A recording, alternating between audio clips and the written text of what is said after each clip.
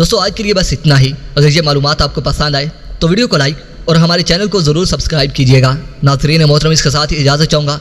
अपना और अपने अपनों का ढेर सारा ख्याल रखिए। अल्लाह निगहबान।